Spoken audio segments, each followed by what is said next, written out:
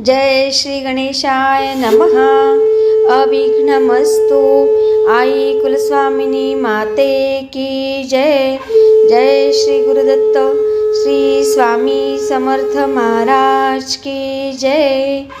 निशंक होई रे मना, निर्भय होई रे मना, प्रचंड स्वामी बळ पाठीशी, नित्य आहे रे मना, नित्य आहे रे मना। श्री स्वामी समर्थ महाराज। आजपासून श्रीपाद श्री वल्लभ चरित्रामृत याचे आपण पारायण सुरू करत आहोत। त्याचे मूळ ग्रंथरचयिता आहेत श्री शंकर भट। श्री श्रीपाद श्री वल्लभांचे त्या काळातले ते समकालीन। शंकर भट लिखित तेलुगू प्रत उपलब्ध करून दिलं ती श्री मल्लादी गोविंद दीक्षितुल्लू भीमावरम यांनी, आणि त्याचे मराठी अनुवाद केला आहे श्री हरिभाऊ जोशी निटूरकर, म्हणजे भाऊ महाराज। हे हैदराबादचे आहेत आणि आता सादर करत आहेत सोनलताई। श्री स्वामी समर्थ। नमस्कार। श्री स्वामी समर्थ। जय जय स्वामी समर्थ। अवधूत चिंतन श्री गुरुदेव दत्त। आपण ऐकत आहोत श्रीपाद श्री वल्लभ चरित्रामृत, अध्याय 20। श्रीपादांचे दिव्य मंगल स्वरूप। श्रीपाद राजम शरणम प्रपद्ये। श्रीपादांचे दिव्य मंगल स्वरूप। मी सकाळीच श्रीपाद प्रभूंच्या दर्शनासाठी कुरुगड्डीला आलो। श्रीपादांच्या दिव्य शरीरातून तेजोमय किरण बाहेर पडत असल्याचे मला दिसले। त्यांच्या पाणीदार नेत्रात शांती, करुणा, प्रेम, ज्ञान ज्योती स्वरूपात ओसंडून वाहत होते। त्यांच्या सहवासात असणाऱ्या भक्तांना शांती, करुणा, प्रेम, ज्ञान यांची काही प्रयास न करता प्राप्ती होत असे। इहलोकात ते एकमेव प्रभू स्वरूप होते।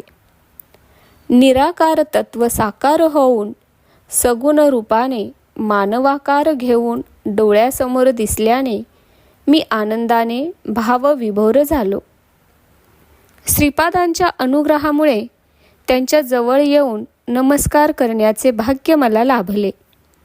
त्यांच्या मुखाकडे पाहताच एक अलौकिक शांती, वात्सल्य, प्रेम माझ्या अंतःकरणात व्यापून माझे मन, शरीर आणि हृदयास अवर्णनीय आनंदाची अनुभूती आली।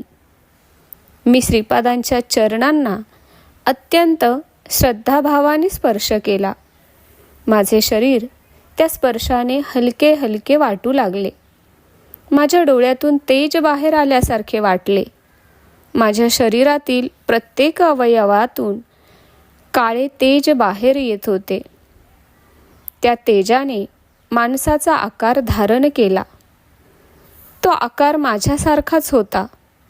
श्रीपादांनी मंद हास्य करीत मला प्रश्न केला, तुझ्यासारखा आकार असलेला तो कोण आहे ते कळले का? मी म्हणालो, स्वामी, तो आकार मी पाहिला, तो माझ्यासारखाच वाटला, परंतु माझ्या शरीरातून कसा बाहेर आला ते कळले नाही। ती आकृती कोणाची होती तेही कळले नाही। त्यावर श्रीपाद प्रभू म्हणाले, ते तुझे पाप शरीर होते। तो तुझ्यातील पापरूपी पुरुष होता। आता तुझ्या शरीरात राहिलेला पुण्य पुरुषच आहे। प्रत्येक मानवाच्या देहात एक पाप पुरुष आणि एक पुण्य पुरुष असतो। या जोडीचे विभाजन होऊन पाप पुरुष जेव्हा निघून जातो तेव्हा तीच मुक्तीची अवस्था असते। ब्राह्मण कुलात जन्म घेतल्यावर निष्ठावंत होऊन पाप शरीराचे दहन करून उरलेल्या पुण्य शरीराचा आपल्या उत्तम कर्मांनी उद्धार करावा। ब्राह्मणांनी आपल्या यजमानांकडून वेदशास्त्रातील विहित कर्म करवून घेताना आपल्या उपजीविकेपुरतेच धन घ्यावे. अशा प्रकारे न केल्यास ब्राह्मणास यजमानांच्या पापाचे वाटेकरी व्हावे लागते. त्या पापांना ब्राह्मणांनी आपल्या तमोगुण रूपी अग्नीत दहन करावे. अशा प्रकारे जीवन जगणारा ब्राह्मणच ब्राह्मणत्वास प्राप्त होतो. अन्यथा तो जातीनेच केवळ ब्राह्मण असतो, ब्रह्मज्ञानी ब्राह्मण नव्हे. आमचे आजोबा बापन्नाचार्यलू, वडील अप्पलराज शर्मा हे दोघे सद्ब्राह्मण होते. माझी आजी आणि माता सुमती महाराणी या दोघी परम पवित्र स्त्रिया होत्या. त्यांचे केवळ स्मरण केल्यानेच लक्ष लक्ष पापे नाहीशी होतात. असे बोलणे झाल्यावर श्रीपाद प्रभूंनी क्षणभर मौन धारण केले. नंतर आपल्या उजव्या हाताच्या बोटांनी भूमीस स्पर्श केला. त्यावेळी त्यांच्या डाव्या बाजूने प्रकाशाचा एक झोत निघाला आणि यज्ञासाठी लागणारी साधन सामुग्री प्रकट झाली. काही मधुर फळे, सुवासिक फुले, थोडे सोने, चांदी आणि नवरत्नांचा हार, तसेच दिव्य अग्नी प्रकट झाला. माझ्या शरीरातून निघालेला पापपुरुष भयाने कंपित होऊन आक्रोश करू लागला.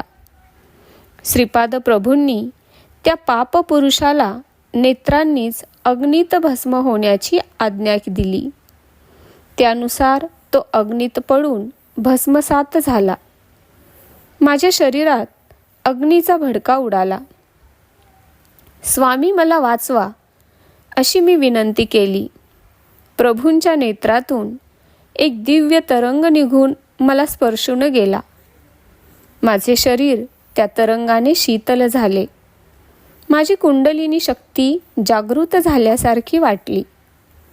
माझ्या नाडीचे स्पंदन थांबले. हृदयाचे ठोके थांबल्याप्रमाणे वाटले आणि मी समाधी अवस्थेत गेलो. माध्यान्ह काळ झाला होता. त्या दिवशी गुरुवार होता. श्रीपाद स्वामी स्नान आटोपून भक्तांच्या मेळाव्यात येऊन बसले. भक्तजनांनी समर्पित केलेल्या भिक्षा अन्नाला श्रीपादांनी आपल्या दिव्य हस्तांनी स्पर्श केला. कमंडलूतील जलाने भरलेल्या भक्तांवर प्रोक्षण केले. भिक्षेतील थोडे अन्न काकबळीसाठी काढून ठेवले.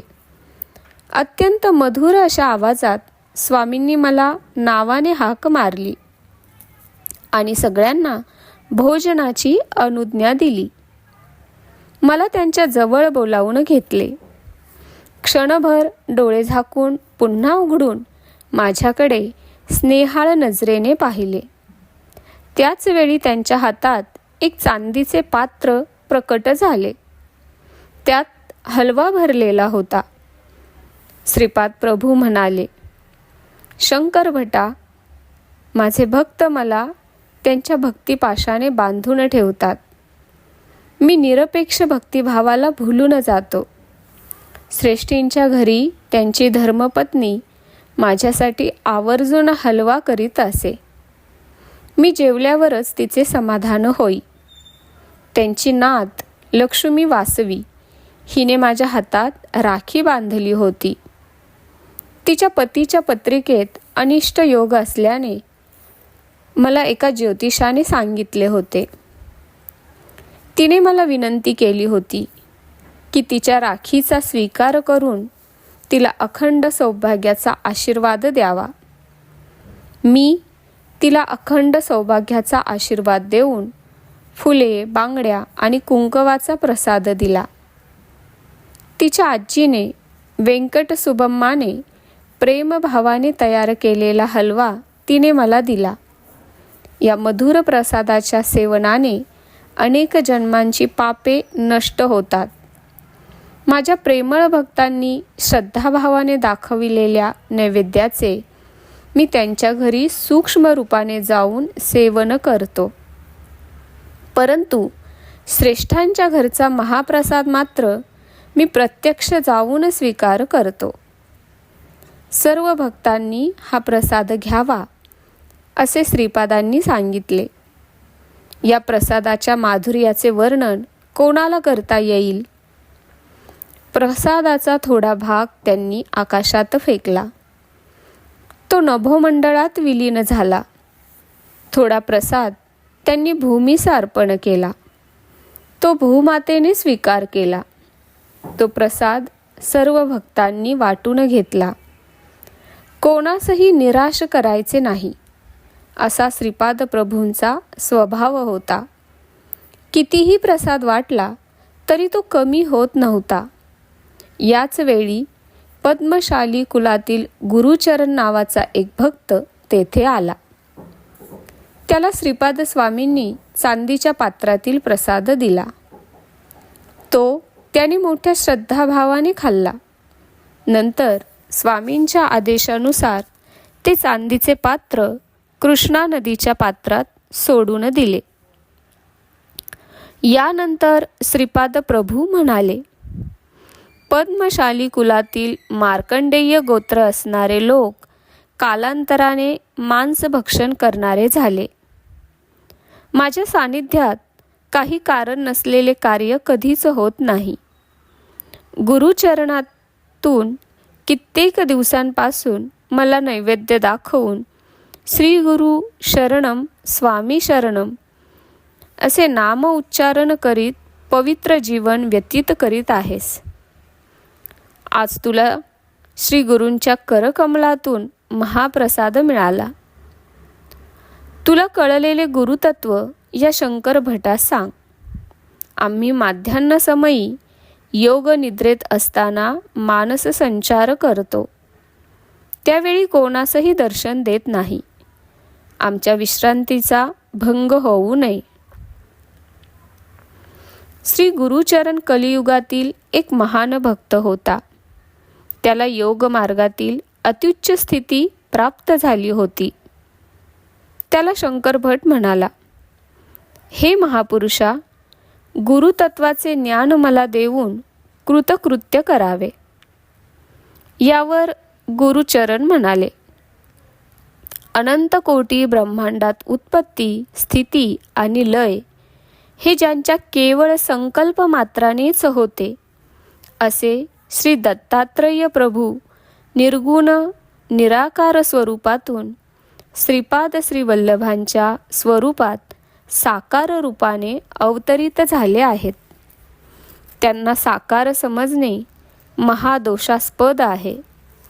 कारण ते साकार स्वरूपात असले तरी निराकारच आहेत. सगुण दिसत असले तरी ते निर्गुणच आहेत. एका देवतेच्या रूपात दिसले तरी सर्व देवता त्यांच्यामध्ये सामावलेल्या आहेत. ते सर्व योग मार्गाचे श्रेष्ठ गुरु आहेत. सृष्टीतील अनेक महर्षींनी आपल्या साधना वैशिष्ट्याने साक्षात्कार करून घेतलेल्या देवतांचे स्वरूप म्हणजेच श्रीपादांचे दिव्य रूप होय. पूर्व काळापासून महर्षींना अनेक दिव्य शक्ती प्राप्त झाल्या होत्या. वशिष्ठ ऋषी हव्ययुक्त यज्ञ करीत असत.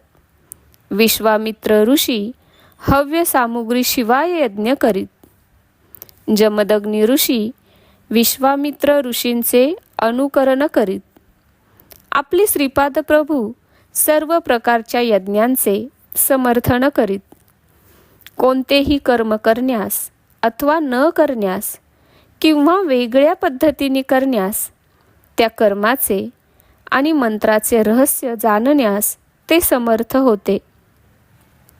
श्रीपाद प्रभू सर्व समर्थ असून सर्व कर्मांचे रहस्य जाणणारे असल्याने त्यांना त्या त्या व्यक्तींच्या आचरणाचे सूक्ष्म ज्ञान होते.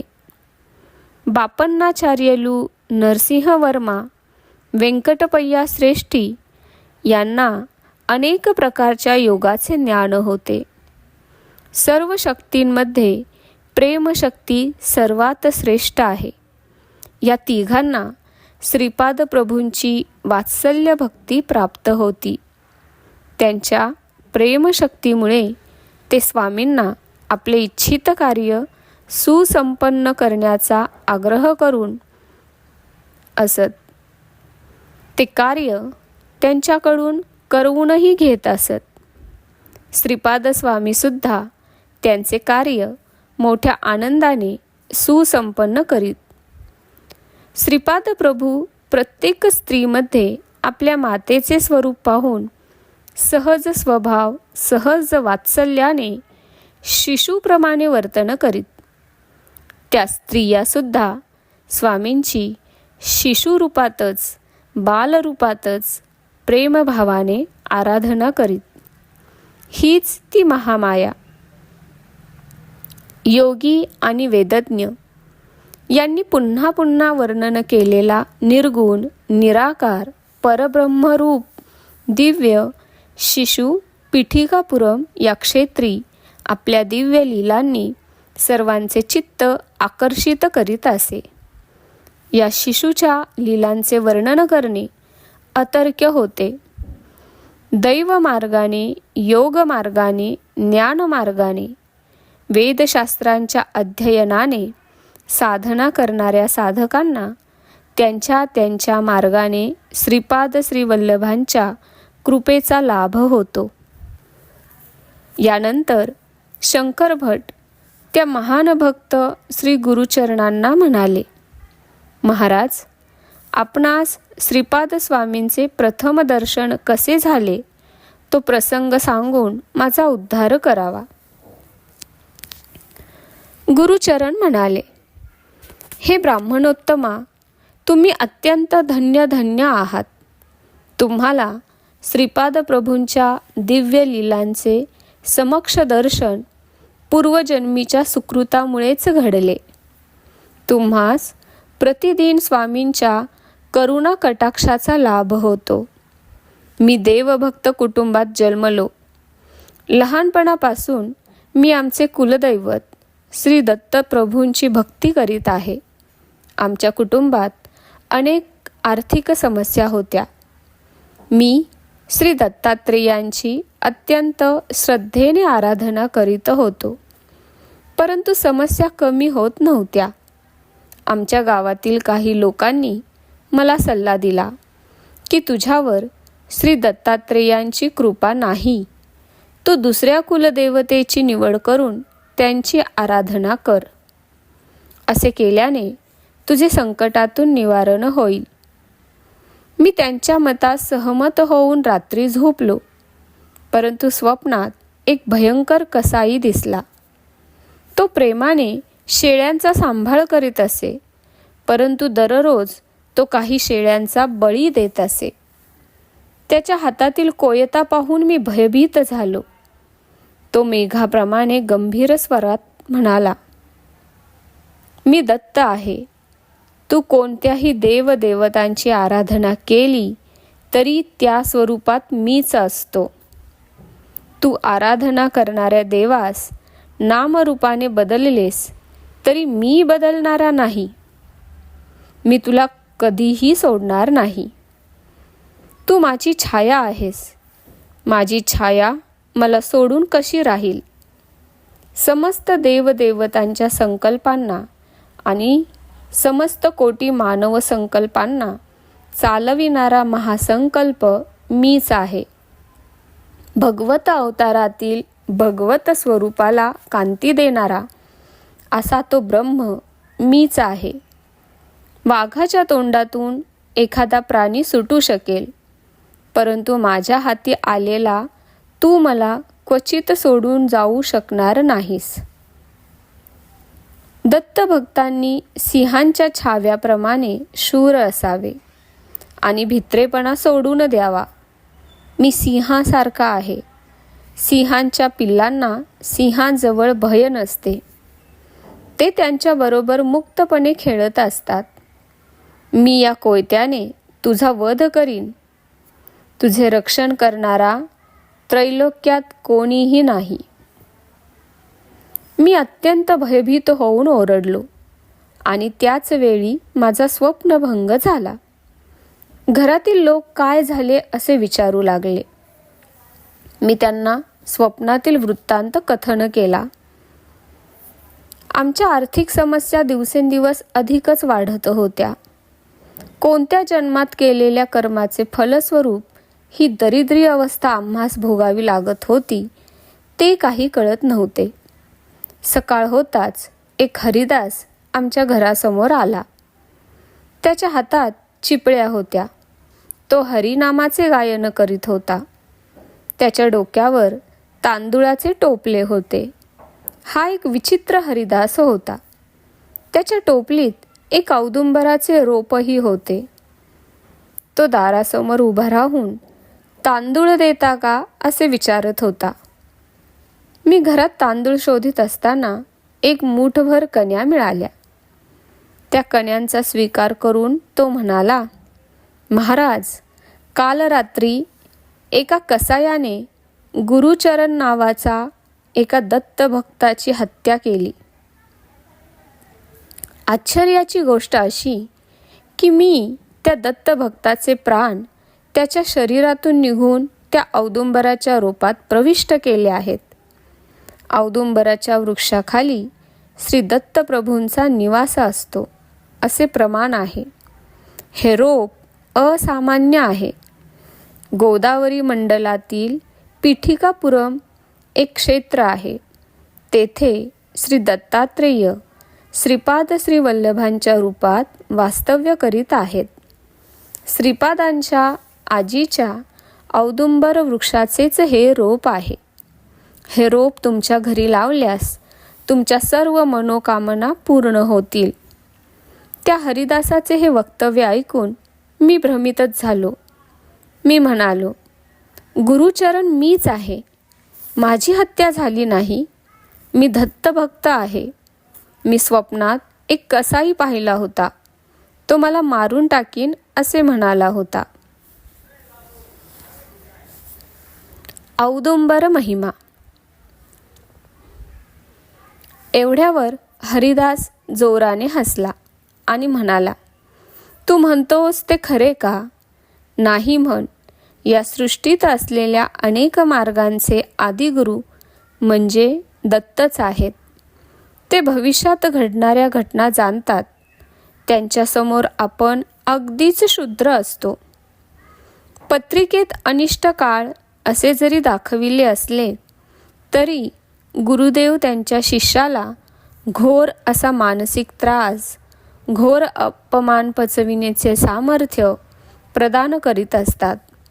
घोर कष्टातून बाहेर काढून त्यांचा कर्मक्षय करून त्याला पुनर्जीवन ते देतात. त्यांच्या व्याधी कमी करून त्यांच्या पुनर्जन्म प्रदानास ते कारणीभूत असतात. दत्तात्रेय प्रभू त्यांच्या भक्तांना प्राणशक्ती देऊन त्यांचा नित्य निवास असणाऱ्या औदुंबर वृक्षातून निघणाऱ्या प्राणशक्तीद्वारे ते आपल्या भक्तांचे रक्षण करतात. अल्पबुद्धीचे साधक मात्र असे समजतात की त्यांच्या शरीरातील प्राणशक्तीमुळे ते जिवंत आहेत. खरे तर ही प्राणशक्ती औदुंबर वृक्षातून निघून भक्ताचा शरीरव्यवहार उत्तमपणे पार पाडू शकते. भक्त मरणावस्थेत असल्यास त्या क्षणी औदुंबर वृक्षातून निघालेली प्राणशक्ती भक्ताच्या शरीरात प्रतिष्ठित होऊन भक्ताचे आयुष्य थोडे वाढते. ही प्राणशक्ती परिपूर्ण असते, कारण प्रत्येक औदुंबराच्या वृक्षामध्ये सूक्ष्म रूपाने श्री दत्तात्रेय प्रतिष्ठित असतात. हरिदासाने सांगितलेला वृत्तांत आश्चर्यचकित करणारा होता. कृष्णदास नावाचा एक व्यापारी त्या मार्गाने जात होता. मी त्या औदुंबर वृक्षाला मोठ्या प्रेमाने आणि भक्तिभावाने वाढवित होतो. काही दिवस असेच गेले. आमचे एक दूरचे नातेवाईक रेशमी कापडाचा व्यापार करीत असत. ते वृद्ध झाले होते. त्यांना मूलबाळ नव्हते. माझ्यावर त्यांचे प्रेम होते. ते आमच्या घरात वास्तव्याला होते. त्यांनी थोडे धन देऊन रेशमी कपड्याचा व्यापार करण्यास सांगितले. ते सुद्धा आमच्या घरी असलेल्या औदुंबराच्या वृक्षास भक्तिभावाने प्रदक्षिणा घालून श्री दत्तप्रभूंची आराधना करीत. आमच्या घरी कोणतीही आपत्ती किंवा संकट आले असता आम्ही औदुंबराला प्रदक्षिणा घालून आमचे दुःख निवारण करण्यास सांगत असू. आमच्या याचना दत्तप्रभूंना कळत असत. आमची संकटे दत्तकृपेने दूर होत होती. श्री दत्तप्रभूंना नवस केला असता तो औदुंबराच्या वृक्षाकडून पूर्ण होत असे.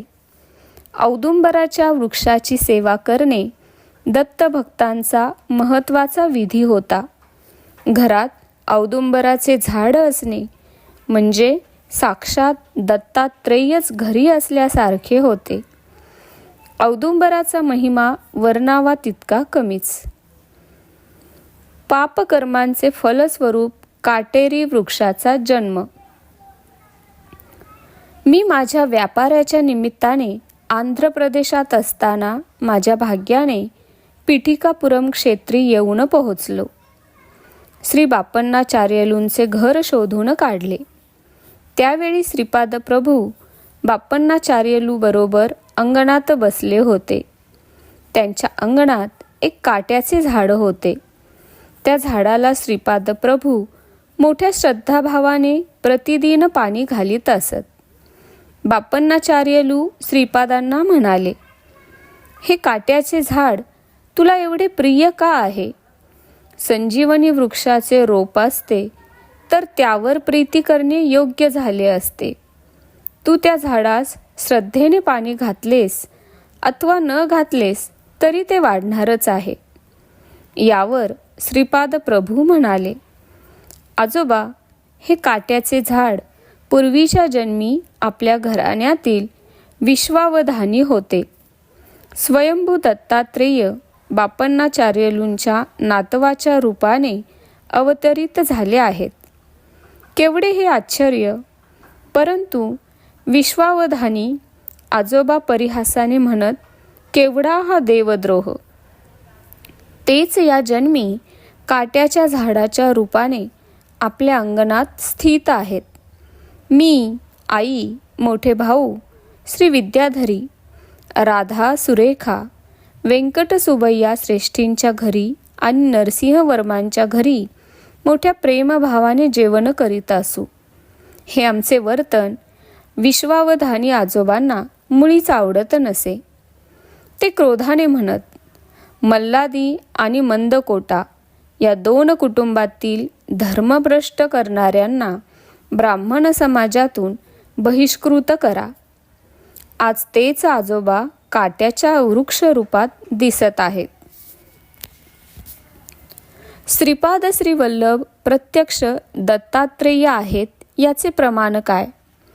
असे तर्क कुतर्क करणाऱ्या विश्वावधानी आजोबा या काटेरी वृक्षाच्या रूपात जन्मले आहेत असे सांगून श्रीपाद प्रभू पुढे म्हणाले, माझी आई सर्व सौंदर्य स्वरूपिणी सुमती महाराणीस श्रेष्ठी आत्याघरची लेक मानीत. एकदा त्यांनी तिला सन्मानाने जेवणास बोलावून तिची नूतन वस्त्रांनी ओटी भरली. यामुळे त्यांना आपला जन्म धन्य झाल्यासारखे वाटले. नरसिंह वर्मा आजोबांना विश्वावधानी नेहमी टोचून बोलत. त्याने आपल्या आजोबाची मृत्यूनंतर उत्तर क्रिया व्यवस्थितपणे न केल्यामुळे आणि त्यांचा पापभार अति झाल्यामुळे त्यांना काटेरी वृक्षाचा जन्म मिळाला होता. या काटेरी झाडास पाहून व पूर्व वृत्तांत जाणून श्रीपाद प्रभूंना त्यांची दया आली. त्यांनी त्या झाडावर थोडे पाणी शिंपडून ते अंगणातून बाहेर आले. श्रीपादांचे मुग्ध मनोहर रूप पाहून मला आनंदाचे भरते आले आणि नेत्रांतून आनंद अश्रू वाहू लागले. मी श्रीपाद प्रभूंच्या दिव्य चरणकमलांवर आपले मस्तक अत्यंत नम्र भावाने टेकविले. श्रीपादांनी मोठ्या प्रेमभराने मला कुरवाळले आणि ते म्हणाले, हे गुरुचरणा, उठ. हा काय वेडेपणा. तू पुनर्जन्म घेऊन माझ्याकडे आला आहेस. मी कापडांचा व्यापारी असल्याचे ओळखून बापण्णाचार्यलू म्हणाले, आमच्या सोनुल्यासाठी तुझ्याकडे काही कपडे आहेत का? मी श्रीपादांना शोभतील असे कपडे काढून दिले. श्रीपाद प्रभू गुरुचरणास आत घेऊन आले आणि म्हणाले, आता तुला एक गंमत दाखवितो, ती तू बघ. त्यांच्याबरोबर बापण्णाचार्यलू सुद्धा होते. श्रीपाद प्रभू सर्वांना त्या काटेरी झाडाजवळ घेऊन गेले आणि म्हणाले, हे विश्वन्ना आजोबा, तुमच्या मुलांनी श्रद्धारहित श्राद्धकर्म केल्याने आणि बापण्णाचार्यलू सारख्या महापुरुषाची अकारण निंदा केल्याने तुम्हाला हा काटेरी वृक्षाचा जन्म मिळाला. हा गुरुचरण तुमचा पूर्वजन्मीचा पुत्र आहे. याच्या हातून श्रद्धापूर्ण भावाने मी आपले उत्तर कर्म करवून घेईन. यासाठी तुमची संमती आहे ना? हे प्रभूंचे वक्तव्य ऐकून आम्ही सर्व आश्चर्यचकित झालो. त्या काटेरी झाडास आच्छादलेला विश्वावधानींचा प्रेतात्मा म्हणाला, यापेक्षा मोठे भाग्य ते कोणते? श्रीपादांनी गुरुचरणास ते काटेरी झाड उपटून टाकून त्यास अग्नी देण्यास सांगितले. गुरुचरणाने श्रीपाद प्रभूंच्या सांगण्याप्रमाणे ते काटेरी झाड उपटून त्याचे दहन केले व नंतर स्नान केले. स्नानानंतर प्रभूंनी त्यास विभूती लावण्यास सांगितले. यावेळी श्रीपाद म्हणाले, भगवान शिव जे भस्म धारण करतात ते महायोगी, महान तपस्वी, महान भक्त, महान सिद्ध पुरुष यांच्या मृत्यूनंतर त्यांच्या शरीराच्या दहनाची पवित्र विभूती असते. शिवप्रभूच्या तेजोमय वलयात हे महात्मे ऐक्य स्थितीत विश्राम करतात. वानर, सर्प, गाय या पशूंची न कळत आपल्या हातून हत्या झाल्यास त्यांची न चुकता उत्तर क्रिया करावी. त्यांचे श्रद्धापूर्वक दहन करून अन्नदान करावे. मंत्रपूर्वक करण्याचा कोणताही विधी करण्याची आवश्यकता येथे नाही. आपल्या पूर्व ऋणानुबंधनाने कोणत्या जीवाची न कळत हत्या झाल्यास त्याचे श्रद्धापूर्वक दहन करावे.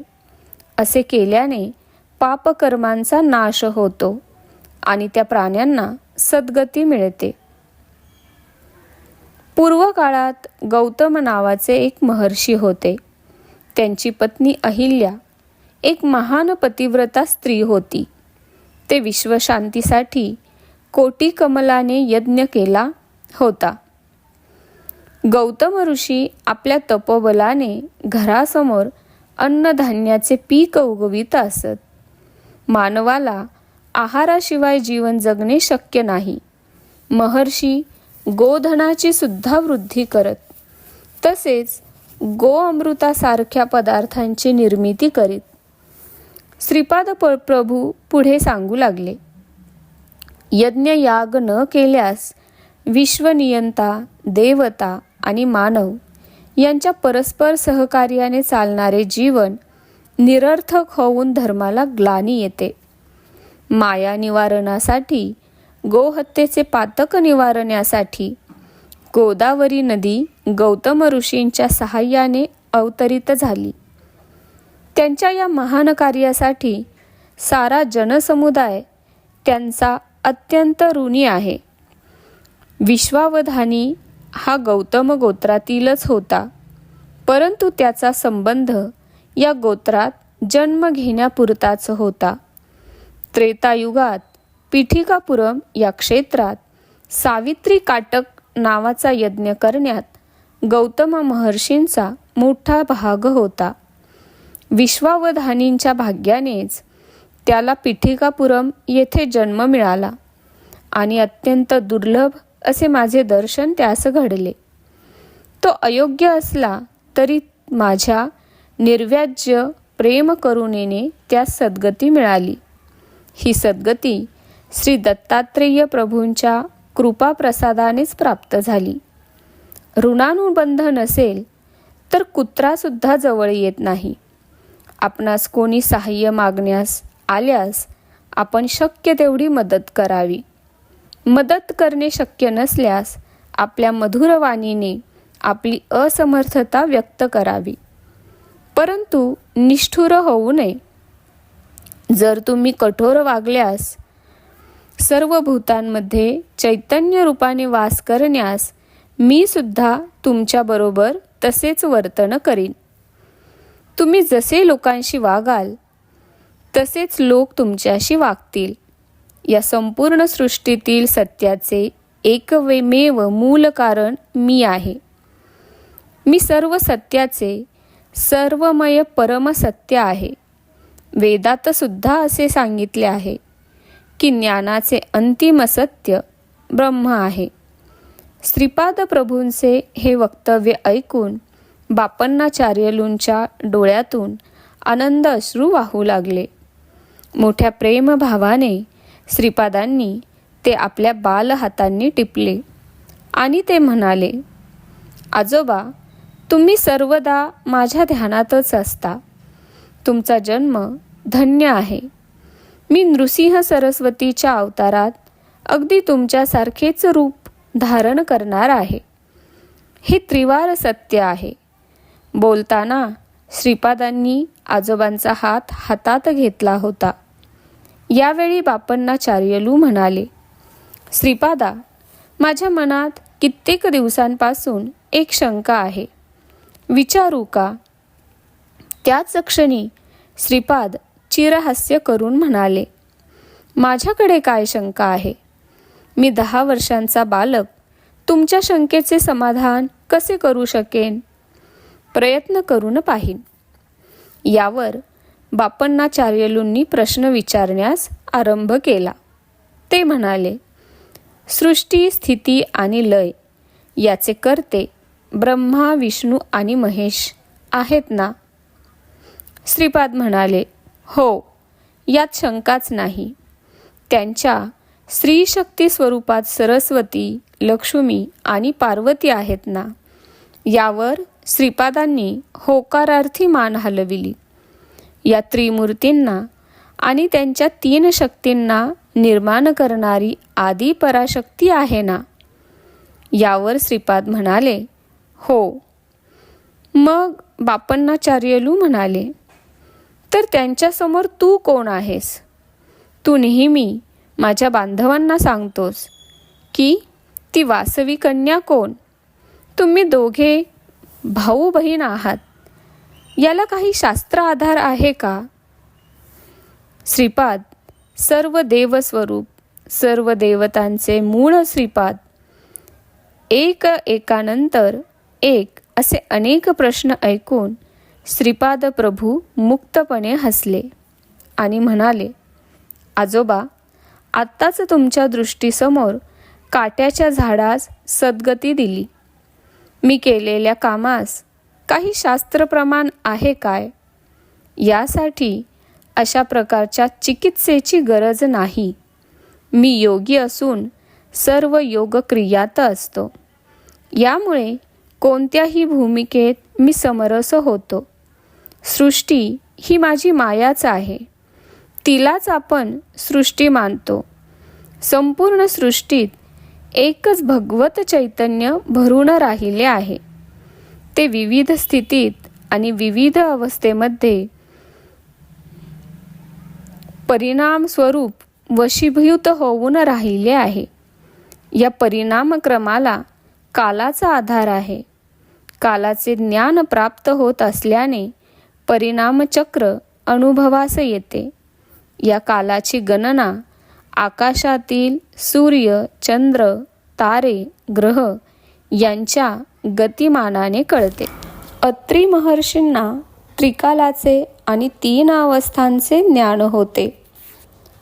या सृष्टीतील एक महान पतिव्रता म्हणून अनुसूया माता प्रसिद्धी पावली.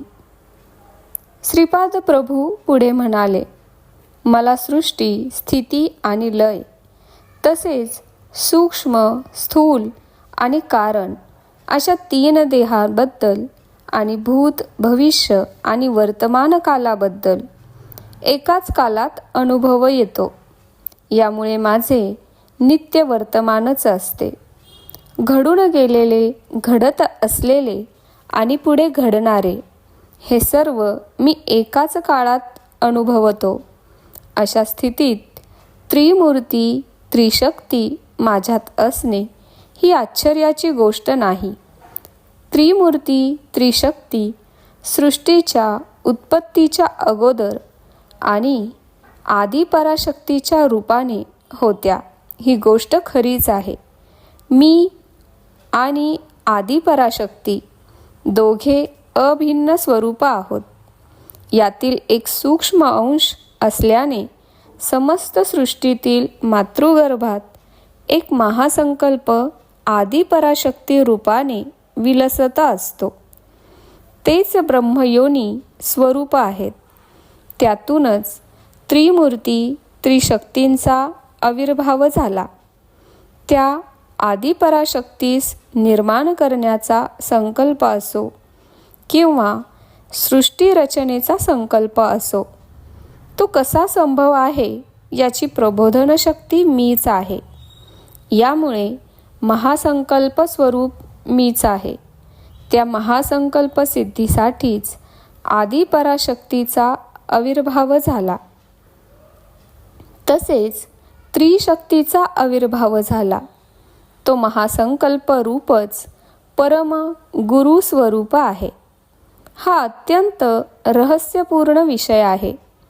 या महान संकल्प स्वरूपात संकल्प मिळताच तो तात्काळ सिद्ध होतो. संकल्प होणे आणि सिद्धी पावणे या दोन्ही एकाच वेळी घडत असते. सर्व शक्तींना एकत्र धरून ठेवणारी मूळ शक्ती मीच आहे. सृष्टीतील माता शिशु संबंध, पिता पुत्र संबंध, पती पत्नी संबंध, भाऊ बहीण संबंध हे अनिवार्य संबंध आहेत. या पवित्र संबंधांना आयुष्य स्वरूप म्हणून देवी देवता पृथ्वीवर अवतरित होतात. जीव म्हणजे मायेची शक्ती. मी मायेच्या अतीत असलेली महाशक्ती आहे.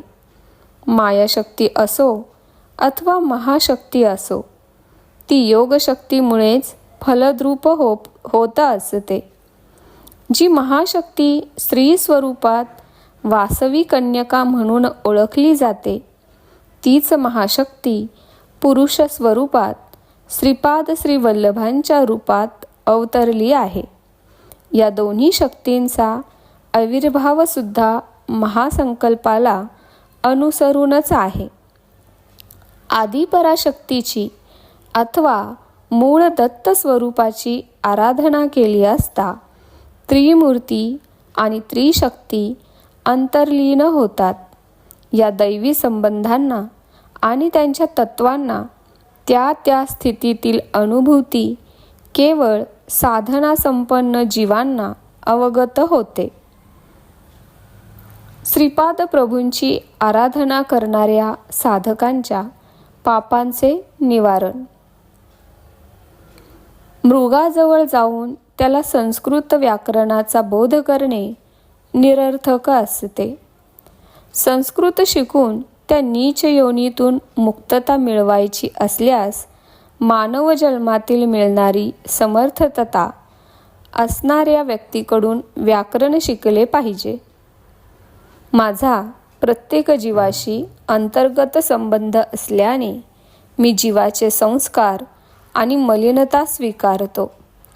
प्रतिदिन केलेल्या स्नानसंध्या जपादिकामुळे जीवाची मलिनता मी दग्ध करून त्याला त्या परिणामांपासून मुक्त करतो. वास्तविक पाहता माझी पूजा करण्याची आवश्यकता नाही. माझी आराधना करणाऱ्या भक्तांचे पापसंस्कार मी आकर्षित करून घेतो. भक्तांनी आपल्या कुलदैवतांची पूजा केल्यास ती माझ्या स्वरूपाची स्थूल पूजा होईल. ती पूजा केल्याने मिळणारे महाफल माझी आराधना करणाऱ्या भक्तांना मी अर्पण करतो. तुम्ही कर्म न केल्यास तुम्हास फळ मिळणे शक्य नाही. म्हणून मी तपश्चर्या आणि महापुण्य कर्माचे आचरण करतो. मी अनंत चैतन्य असल्याने उत्तम कर्म करणाऱ्या साधकांना त्यांच्या योग्यतेनुसार कर्माचे फळ तात्काळ मिळवून देतो. माझे आदी गुरुस्वरूप आहेत. माता पिता धन दौलत याचे हक्कदार मुले असतात. त्याचप्रमाणे गुरूंच्या तपोशक्तीचे त्यांचे शिष्य वारसदार असतात. भगवान कृष्णांनी गीतेत सुद्धा सांगितले की मानवाला कर्म करणे अनिवार्य आहे. माझ्या तपाराधनेला समाप्ती नाही. श्री दत्तात्रेयांप्रमाणेच मी सुद्धा सुलभ प्राप्त दैवत आहे. इतर देवदेवता भक्तांनी केलेल्या तपश्चर्येवर संतुष्ट होऊन त्यांना वर प्रदान करतात. गुरुस्वरूप असलेले श्री दत्तात्रेय त्यांच्या शिष्यांच्या वर प्राप्त करण्याच्या मार्गातील अडचणी आणि दुष्ट शक्तींना आपल्या तपोबलाने दूर करतात. ते अनुग्रह करणारे परम कारुण्यमूर्ती स्वरूप आहेत. आजोबा मला स्मरण करताच प्रसन्न होणारे दैवत असे म्हणतात. सर्वांचे मूळ असलेले गुरुरूप मीच आहे. हे महान करुणेने अवतरित झालेले परम गुरुतत्व स्वरूप असल्याने या अवताराला समाप्ती नाही. माझ्या भक्तांच्या हाकेला मी तात्काळ साद देतो. माझ्या भक्तांची हाक केव्हा येते याची मी वाटच पाहत असतो. साधकांनी माझ्याकडे 1 पाऊल टाकले तर मी त्यांच्याकडे 100 पावले चालून जातो. आपल्या डोळ्यांच्या पापण्या ज्याप्रमाणे डोळ्यांची काळजी घेतात त्याप्रमाणे मी माझ्या भक्तांची काळजी घेऊन त्यांना त्यांच्या संकटातून अडचणीतून सोडवितो. ही माझी सहज प्रवृत्ती आहे. श्रीपाद प्रभूंच्या या वक्तव्यानंतर मी त्यांना प्रश्न केला, हे महागुरो, मी सोमलता आणि सोमयागाबद्दल अनेकांकडून ऐकले आहे. कृपा करून त्याबद्दल विवरण करून सांगावे. यावर श्रीपाद प्रभू म्हणाले, सोमलता ही संजीवनी वनस्पती आहे असे म्हणतात. तुला ती पाहायची आहे का? मी होकारार्थी मान हलवली. तात्काळ श्रीपाद प्रभूंच्या हातात संजीवनी वेल प्रकट झाली. त्यांनी ती मला मोठ्या सन्मानाने दिली. तो त्यांचा दिव्य प्रसाद माझ्या पूजा मंदिरात जपून ठेवला आहे. श्रीपाद प्रभू पुढे म्हणाले, ही संजीवनी वनस्पती हिमालयातील पर्वत श्रेणीत काश्मीरमधील मानस सरोवराजवळ सिंधू नदीच्या उगमस्थानाजवळ मल्लिकार्जुन प्रभूंच्या नित्य निवास असलेल्या श्रीशैल्य पर्वतावर सह्याद्री, महेंद्र देवगिरी, विंध्य पर्वत श्रेणी, बदरी अरण्य प्रांतात मिळते. या मुळीच्या प्रभावानेच लक्ष्मणाची मूर्छा दूर झाली होती. या वनस्पतीच्या सेवनाने अनेक असाध्य रोग बरे होतात. लेपाने आकाशशमनसिद्धी प्राप्त झाल्यासारखे वाटते. सेवनाने हाडांना बळकटी येते, नेत्रकांती वाढते, श्रवणकांती सुधारते. या मुळीच्या प्रभावाने अग्निभय, जलभय आणि विषभय दूर होते. या मुळिकेमुळे अष्टसिद्धी प्राप्त होतात. या संजीवनीच्या झाडाला शुक्ल पक्षाच्या सुरुवातीपासून रोज 1 पान येऊन पौर्णिमेपर्यंत 15 पाने येतात. कृष्ण पक्षाची सुरुवात होताच प्रत्येक दिवशी एक एक पान गळून पडते आणि अमावस्येला झाड वाळून जाते. या वाळलेल्या झाडाची एक फांदी रात्री पाण्यात भिजवून ठेवल्यास त्याच्यातून प्रकाश बाहेर पडतो. सह्याद्री पर्वतश्रेणी भीमाशंकर पर्वताजवळील क्रूर मृग या संजीवनी मुळीचे रक्षण करतात. अमावस्येच्या रात्रीसुद्धा दिव्य कांतीने चमकणारी संजीवनी मुळी शोधणे खूप सोपे असते. श्रीपाद प्रभू पुढे सांगू लागले, हे गुरुचरणा, याप्रमाणे 24 प्रकारच्या दिव्य औषधी मुळी आहेत. या सर्व अत्यंत पवित्र आहेत. त्यांचा आश्रय देवता शक्ती घेतात.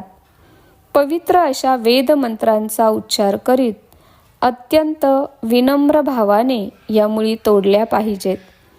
त्या 24 औषधी मूलिका पुढील प्रमाणे आहेत. 1. सोम, 2. महासोम, 3. चंद्र, 4. अंशुमान, 5. मंजुवान, 6. रजित प्रभू, 7. दुर्वा, 8. कनियान, 9. श्वेतान, 10. कनकप्रभा, 11. प्रतानवान, 12. लालेवृत्त, 13. करदीर, 14. अंशवान, 15. स्वयंप्रभा, 16. रुद्राक्ष, 17. गायत्री, 18. एष्टम, 19. पावत, 20. जगत, 21. शाकर, 22. अनिष्टम, 23. रैक्त, 24. त्रिपाद गायत्री. मी श्रीपादांचा निरोप घेऊन पिठिकापुरमहून निघालो. मी शंकर भटाला हा वृत्तांत विवरण करून सांगितला. महागुरूंचा मानस संचारपूर्ण झाला आणि त्यांच्या दर्शनास येण्याची आज्ञा झाली. मी श्रीपाद प्रभूंच्या दर्शनाने धन्य झालो. मला त्यांच्या दिव्य हस्तानी फळाचा प्रसाद मिळाला. श्रीपाद प्रभू मला म्हणाले, कृष्णा नदी ओलांडून मांचाल ग्रामास जा. या गावाची ग्रामदेवता तुम्हास आशीर्वाद देईल. तिचा आशीर्वाद घेऊन तुम्ही पुन्हा कुरुगड्डीस या. तुम्ही माझ्या जवळ असा किंवा दूर असा, माझे सदैव तुमच्याकडे लक्ष असते, हे ध्यानात असू द्या. भविष्यात हे मांचाल ग्राम विश्वविख्यात होईल. एका महान पुरुषाच्या जीवन समाधीमुळे हे गाव प्रसिद्ध होईल. या महापुरुषाच्या लीला अद्भुत असतील. पिठिकापुरम स्थूल दृष्टीने पाहिल्यास एक आहे आणि सूक्ष्म दृष्टीने पाहिल्यास वेगळे आहे. तेच सुवर्ण पिठिकापुरम ते माझ्या शरीरास वेढून तेजोवलय सुप्रतिष्ठित आहे. कोणत्याही योगातील, कोणत्याही देशातील, कोणत्याही काळातील व्यक्ती असो, माझ्या नेत्रकटाक्षाने त्याचे चैतन्य सुवर्ण पिठिकापुरात सुप्रतिष्ठित होते. हा योगदृष्टी असणाऱ्या भक्तांना कळणारा विषय आहे. सुवर्ण पिठिकापुरातून जीवन चैतन्याला स्थान संपादन करून देणारे आणि घेणारे सारे भक्त धन्य आहेत. त्यांना मी जन्मजन्मांतरी सांभाळीत राहील. त्यांचा सांभाळ करीन. पिता समान शंकर भटा अनेक शतसंवत्सरानंतर माझ्या अंगणात महासंस्थान उभारण्यात येणार आहे. ते माझ्या आजोबांच्या घरी, जेथे माझा जन्म झाला, त्या ठिकाणी औदुंबर वृक्षाच्या छायेत असेल. माझा पुढचा अवतार श्री नृसिंह सरस्वती या नावाने होणार आहे. या अवताराची मूर्तीसुद्धा या महासंस्थानात स्थापित होईल. श्रीपाद प्रभू पुढे म्हणाले, हे पहा, मी तुम्हाला दिव्य दृष्टी देत आहे. असे म्हणून त्यांनी गुरुचरणांच्या आणि माझ्या भ्रूमध्यावर दृष्टी रोखून ठेवली. ते सुंदर दृश्य पाहून आम्ही धन्य धन्य झालो. त्यांचा संकल्प अमोघ आहे. त्यांच्या लीला अद्भुत आहेत. आम्ही पुढे जाण्यास निघालो तेव्हा श्रीपाद प्रभू म्हणाले, वशिष्ठ ऋषींचा अंश असलेला एक भक्त माझ्या संस्थानात पुजारी म्हणून येईल. श्रीपाद श्री वल्लभांचा जय जयकार असो. अशा प्रकारे अध्याय 20 येथे समाप्त होत आहे.